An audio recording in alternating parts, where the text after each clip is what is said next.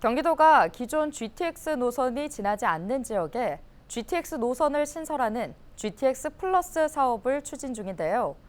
GTX 플러스 노선이 신설되면 특히 광역교통평이 열악했던 경기 북부 지역의 불편이 해소될 것으로 기대를 모으고 있습니다. 하지만 실현 가능성에 대한 우려가 적지 않습니다.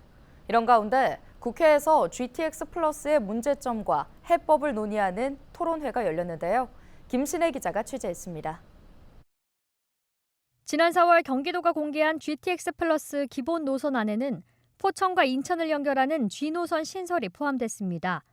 숭이에서 KTX 광명역과 동의정부를 지나 소흘로 가는 노선으로 포천에서 논현까지 30분대에 이동할 수 있습니다.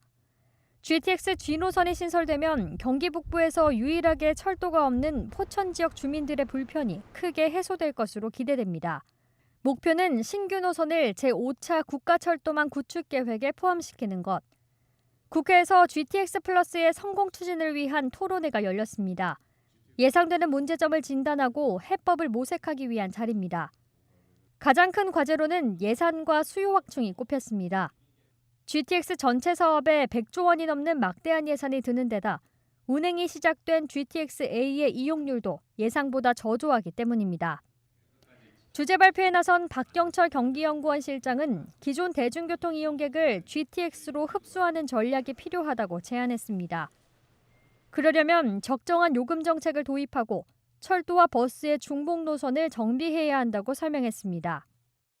GTX가 빠르긴 하니까 그 빠른 거에 맞는 요금은 책정되지만 2배 요금은 좀 아니라는 좀 무리가 있다는 생각을 하고 있고요. 재정요금 체계에서 경쟁력을 살릴 수 있는 한 450원 정도 추가 요금을 담보하는 그런 부분으로 분석을 했습니다. 또 GTX역 주변의 도시개발을 병행해 자연스럽게 유동인구를 늘려 이용객을 확보하는 전략도 제시됐습니다. 포천에는 25만여 제곱미터 면적에 복합개발을 추진하는 방안이 검토됐습니다.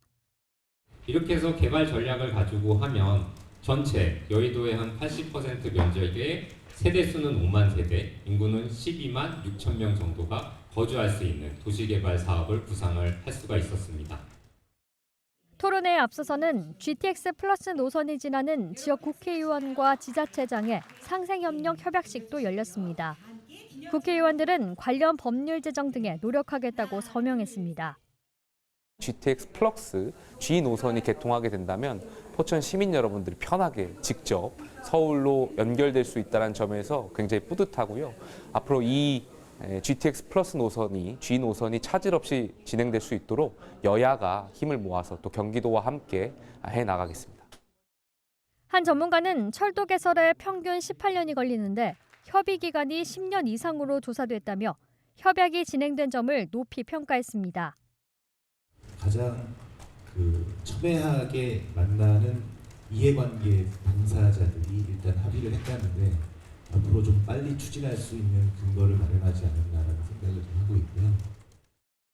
GTX에 대한 기대와 우려가 공존하는 가운데 토론회에서 나온 해법들이 사업 실현의 발판이 될 수 있을지 관심이 모아집니다. 헬로티비 뉴스 김신혜입니다.